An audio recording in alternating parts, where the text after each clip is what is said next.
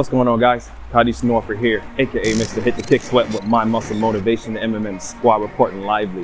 We're gonna be going over is SMR foam rolling. SMR, static myofascial release. See you soon. All right, guys, Cadizsh Norford back here with you. Now, just to dive in a little bit of detail before we start to jump into the spry roller.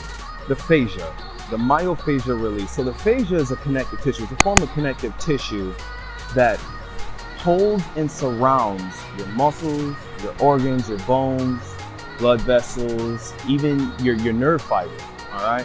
So the reason why it's important for us to roll these muscles is because it's just as sensitive as your skin. The skin is sensitive to touch, the skin is sensitive to, say if you were to go to pinch it or if you were to try to stretch the elasticity, it'll let you know. Those receptors are gonna send the messages up to the brain.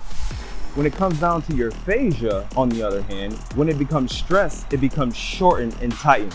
For an example, the fascia in the bottom of the foot, or a well-known one called the plantar fasciitis, what happens is it starts to, instead of it being flat, smooth, it starts to get in a ropey effect when it's stressed out. So what we're gonna do is we're gonna dive in a little bit more detail today and help it releasing the connective tissue in the body so that you are no longer compensating for your movements in the future. Now, when it comes down to the foam roller, it's gonna take a bit of belly button activation with the core, and it's gonna take a little bit of stability working the rotator cuff in the shoulders, all right? So make sure you hit that while you're at it with your fitness goals. Now what we're gonna do, we're gonna always start with the lower extremities, the bottom, the base of the 5 kinetic chain checkpoint. Your head and neck is number 1, your shoulders is number 2, the waist, the pelvic line, the LPAT is number 3, the knees are 4, and last but not least, the foot and ankle is 5. What we're gonna do is we're gonna start with the foot and ankle, all right? Aiming for the posterior kinetic chain, posterior, the back side, anterior, front side. Posterior back side here, we're going for the soleus, that area where the Achilles is. Yep, right back here. In the top where you feel your calf, the big head of the calf, that's called the gastrocnemius. Yeah, ridiculous words, science terminology. But what we're gonna do, we're gonna go after them anyway. So, as you can see, we're gonna bring the hands right into that hip pocket. You can leave the glutes onto the floor, ground, wherever you're at, and you can, for an example, we're going after the soleus. Let me bring it back to soleus first. You can pull the toes up while you're bending the knees, and you can point the toes away while you're extending them. Pull the toes up while you're bending the knees, point the toes away while you're extending them again. Dorsiflex the toes up towards the crown as you bend the knees in, point those toes away. Dorsiflex those toes up, point those toes away. Now I have a lot of upper body strength, so as you can see, I can literally balance up on top of those hands. That's why it's important that you stay on top of your BMI, focusing on your science, making sure your body mass index is where it's supposed to be at so that you can really toss your weight around so that these type of movements are effortless. Now, when you're rolling that fascia in the backside soleus right here in the posterior kinetic chain, you're gonna feel knots, all right? When you feel that knot, I want you to just pause into them, hold them. Nice deep inhale, nice deep exhale. You can still work your dorsiflexion, pulling the toes up towards the crown. You can still work that plantar flexion, pointing the toes away. When you work your count for 3 inhales, nice deep inhale, nice deep exhale, start to move again, and that is cracking. It is cracking. All right, now we're gonna start to shift up into the gastrocnemius, which is the bigger head of the calf on that posterior kinetic chain. Again, anchor the elbows right to the side. Love this. Now we're starting, this is a slight bit of a modification for the foam roller. If you wanted to increase that progression with the foam roller digging into the fascia, you can go ahead and wrap the left up and over the right, keeping the spry roller right into that calf at that medial point of the leg. Booyah, as you work that plantar, as you work that dorsiflexion. And again, if you feel knots, which is, they like to hide right underneath the bigger head of the gastrocnemius, right underneath there, and a little bit in that lateral gastroc, right about there at that point. What you want to do, pause in it for 3 deep breaths, nice deep pause. That way you'll allow for, I want you to keep an analogy in your head like, you ever been to an Italian bakery and they're making pizzas, right? And they have the dough, they're like pounding the dough, like boom, boom, boom, boom, boom, pound it out nice and flat. Yep, same exact scenario. Just like, I don't know if you ever supposed to, no, you're not supposed to pound any steak because I'm pretty sure you'll make that a lot more tough. But sometimes some people allow for the meats to marinate over time, allow for it to get nice and tender. It's the same type, same exact scenario. I'm gonna switch that cowboy right on over. Pull that dorsiflexion up, pull that plantar flexion. Now, what you don't want, let's go ahead up on the upper body really quick to check that upper body. Now, what you don't want, as you saw me walk that spy roller up on the leg, what you don't want is the wrist to get away from you. You want to keep the wrist underneath your shoulders, shoulders over top of the wrist, just like it's as if you were in your push-up plank. Nice deep inhale, nice deep exhale. Absolutely. And remember that area I was telling you about, that lateral gastroc, right in there, that lateral point. We'll start to have some knots that'll form into the fascia. When the fascia starts to get stressed, it'll form knots. These knots are like tension points that develop over time, which causes you to have compensations for your movement. You gotta understand, when you're going throughout eccentric release, lengthening that muscle, if there's a knot there, you're gonna have trouble with that anatomy, especially when you're coming for that concentric contraction. You want optimal neural drive, so we have to make sure all the fascia is as elastic as it can be. All right. So now we work the calves. We're still in the posterior kinetic chain. Now we're gonna go work on our way up to that hamstring. Now you got 3 points of your hamstring. You're at your semitendinosus, semimembranosus, and your bicep femoris. As you're rolling that posterior kinetic chain, you wanna roll all 3. Absolutely. So remember, keeping the feet, the knees, the legs in the path of the shoulder, shoulder hip width apart, is gonna allow you to have a little bit of modification on how deep the spry roller will dig into the fascia of your muscle. Full progression, we're gonna just wrap that leg up and over, right over left. We're gonna rise on up, keep the wrist in the path of the shoulder. You wanna drive off those hands, engage the core, keep the core engaged. Booyah, just like so. Oh yeah. You wanna get right behind that knee too. A lot of friction going on in that area. You wanna make sure that fascia is nice and released back there as well. I'm gonna go up a little bit higher in that hamstring. I'm gonna go right on top of them, almost sitting on top of the spry roller. Now there's various different lengths of the spry roller you can buy when it comes down to purchase, but I mean, some of everything works when it comes down to these guys. Depending on how tight you are though, you might wanna go with a much softer one to start off with. All right, so again, working on those glutes, all right? We done took care of those hamstrings, took care of the calf, 2 points of the kinetic chain checkpoint starting from the base. Now we're gonna work onto the glutes, LPAC, the lumbo-hip-pelvic complex. How it's gonna look, right is gonna go up and over left in that figure 4. We're gonna go ahead and turn that hip. We're gonna rock that hip towards the right side. Why? Because we want all of our body weight focused right on inside that right glute. We're gonna go in like a corkscrew, all right? We're gonna turn, push and pull. And my glutes are very relieved. Wow, they're very relaxed. I guess I shouldn't be surprised because I put in the work, you know? You gotta put in the work to help relieve the body just as much as you help stress training the body.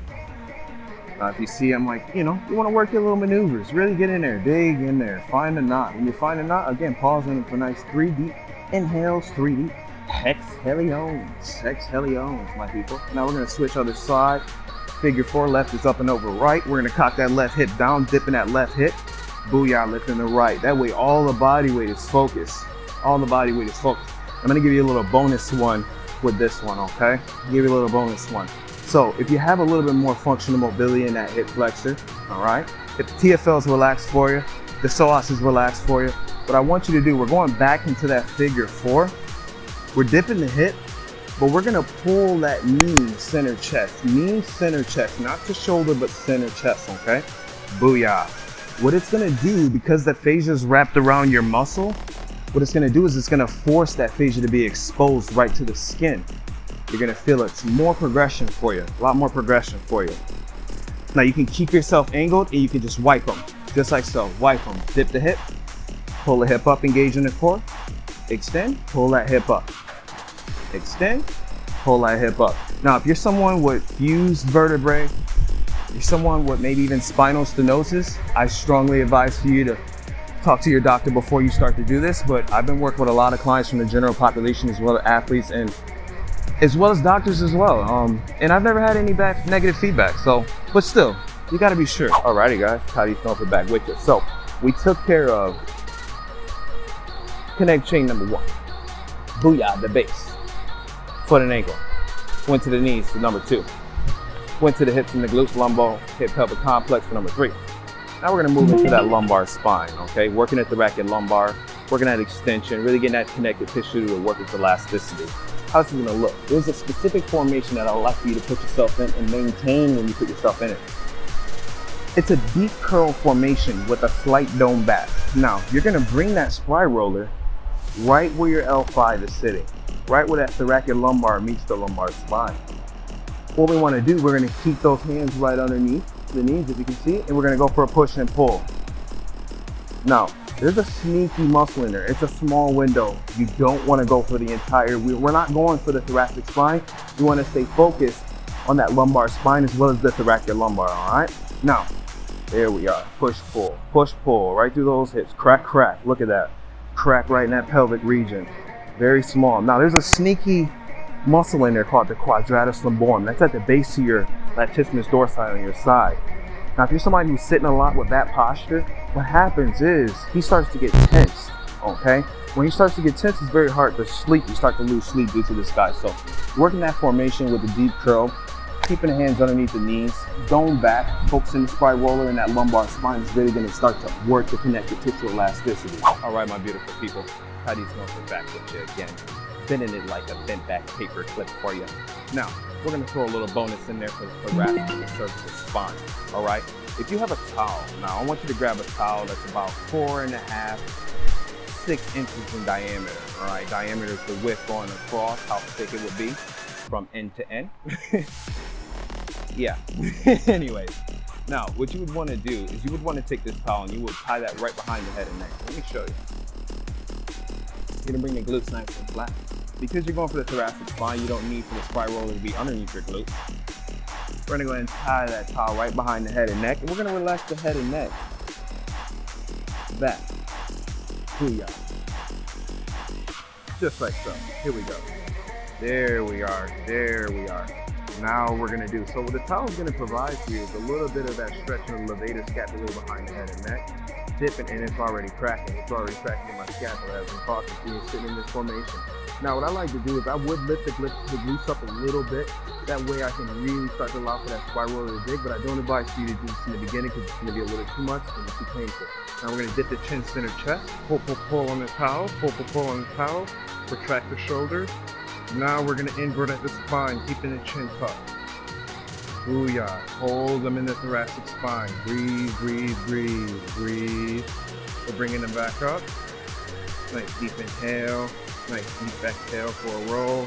Bringing them back to that center point that we just did, or you can relocate them again. Retract the shoulders. Pull, pull, pull. Invert that spine. Breathe. Nice deep inhale. Nice deep exhale. On the back center chest. Now what we can do, you can get rid of that towel. That was for a little bit of modification. Now for full progression, you can actually interlace your fingers, put it behind the head and neck, bring that spine roller to the thoracic spine point, interlacing the fingers, bringing the elbows in the path of the shoulder, tuck the chin, booyah. Crack, crack, crack.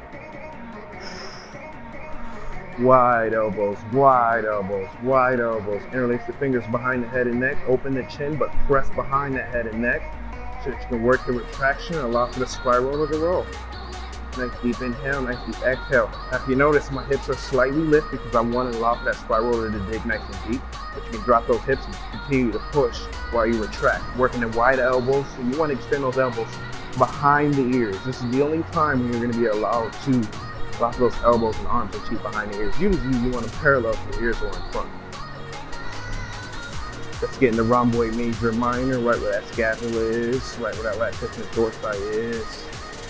Bring the elbows back, path of the shoulder, nice deep inhale, nice deep exhale, and we're releasing. And that's how we do it, ladies and gentlemen. That's the posterior kinetic chain release for the SMR foam roller. Cadizsh Norford, Mr. Hit the Kick Sweat, bringing the neighborhood kicking. Remember, ring the bell, subscribe, become a part of the family. Let me know what you're having challenges with your fitness journey. Don't forget to tag me in My Muscle Motivation on Instagram. I'm here for you. We're rocking the Ulysses apparel for the most recent business partnership, which I'm extremely appreciative of. We're gonna put that knowledge out there. The reason why we're doing this is because the pandemic has truly knocked people off their A game. And we're trying to get the necessary knowledge out there to help facilitate your fitness journey. Cadizsh Norford, Mr. AKA Hit the Kick Sweat. Sweet!